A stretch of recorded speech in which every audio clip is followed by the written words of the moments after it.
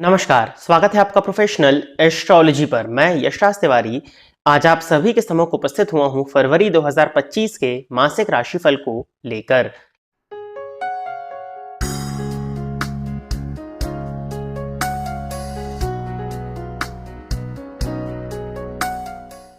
इस राशिफल के कार्यक्रम में हम चर्चा करने जा रहे हैं कि फरवरी 2025 का ये मंथ आपके लिए क्या लेकर के आ रहा है।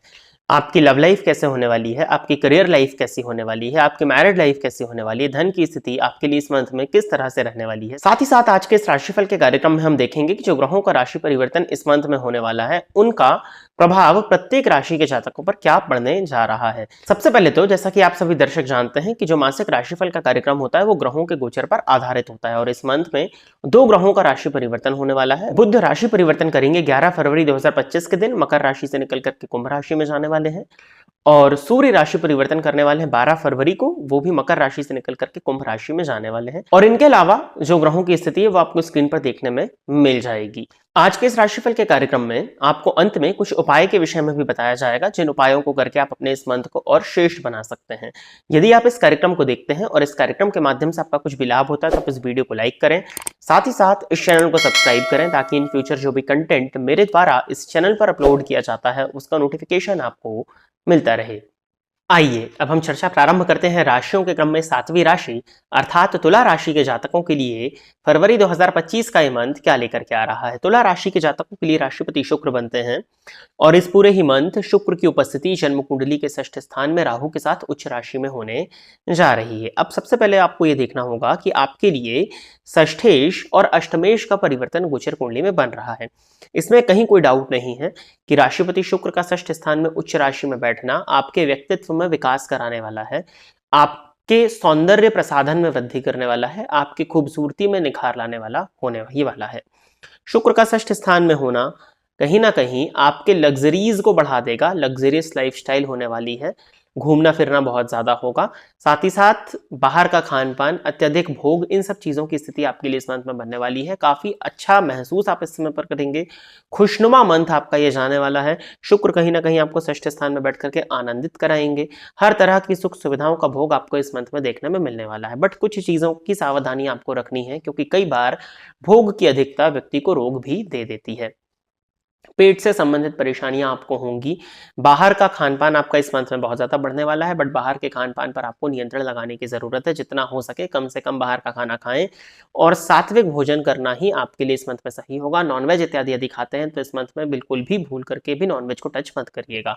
शुक्र राहु की युति और राहु की दृष्टि द्वितीय भाव पर पड़ने वाली है और कहीं ना कहीं मंगल का संबंध वक्री अवस्था में आपके नवम भाव से बन रहा है। तो शराब इत्यादि की आदत यदि आपको है तो आपको इस मंथ में ड्रिंकिंग से बचना चाहिए, नहीं तो शराब के अत्यधिक सेवन की वजह से आपको स्वास्थ्य से संबंधित परेशानियां देखने में मिल सकती हैं। यदि आपका शुगर बॉर्डर लाइन पर रहता है तो आपको अपने शुगर लेवल्स पर ध्यान देने की जरूरत है और यदि आप ऑलरेडी डायबिटिक हैं तो आपको भोग पर बहुत ज्यादा नियंत्रण लगाना होगा, अपनी डाइट पर बहुत ज्यादा ध्यान देने की जरूरत आपको इस मंथ में पड़ने वाली है।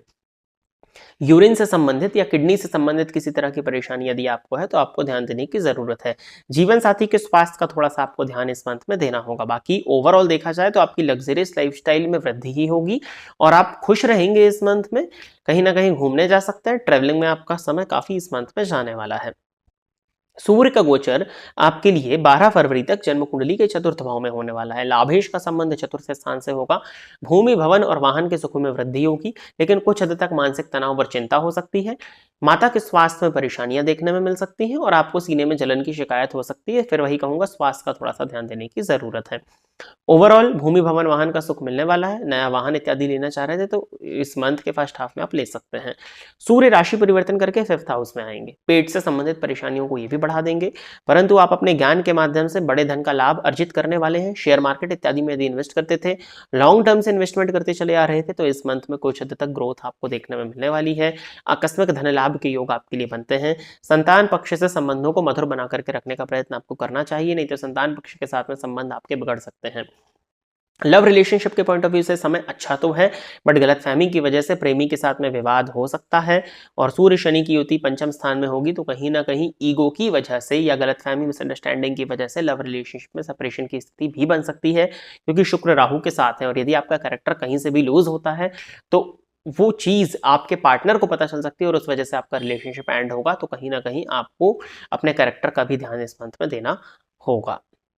बाकी धन भाव के स्वामी तो भाग्य स्थान में है ही, धनेश और लाभेश का नवम पंचम योग होगा, धन आगमन के योग बनते हैं। धार्मिक वृत्ति भी आपकी इस मंथ में कुछ हद तक जागृत होगी, धार्मिक यात्रा आप कर सकते हैं, वो आपके लिए अच्छा होगा।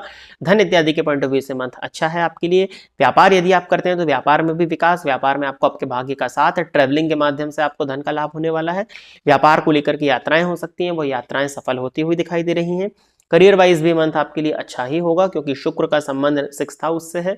आपके करियर में अच्छी ग्रोथ आप महसूस करेंगे। करियर में यदि प्रमोशन रुका हुआ था तो वो प्रमोशन भी होता हुआ दिखाई दे रहा है। सरकारी क्षेत्र में जरूर कुछ हद तक परेशानी आपको देखने में मिल सकती है, लेकिन ओवरऑल वो भी ठीक होगा, क्योंकि कोई बहुत ज्यादा परेशानी नहीं है, क्योंकि शुक्र आपके लिए 6th स्थान में उच्च राशि में बैठे हुए हैं। फीमेल बॉस यदि आपकी हैं तो उनसे थोड़ा सा संबंधों में दूरी ही बना करके यदि आप रखें तो वो आपके लिए ज्यादा अच्छा होगा। स्त्रियों का सम्मान करना अत्यंत आवश्यक है आपके लिए इस मंथ में।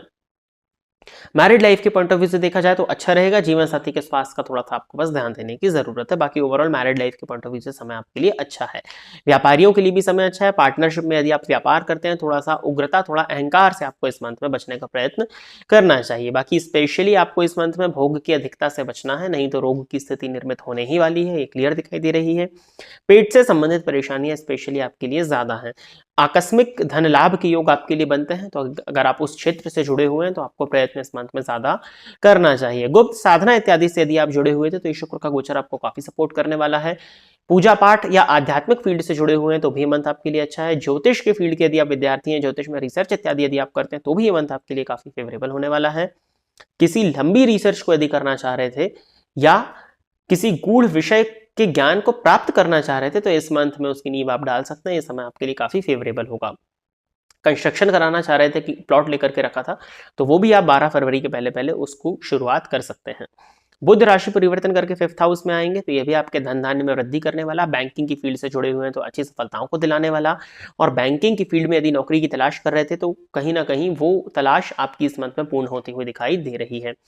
बुआ और बहनों के साथ में कुछ हद तक संबंध आपके खराब हो सकते हैं, तो उस पर आपको ध्यान देने की जरूरत होगी।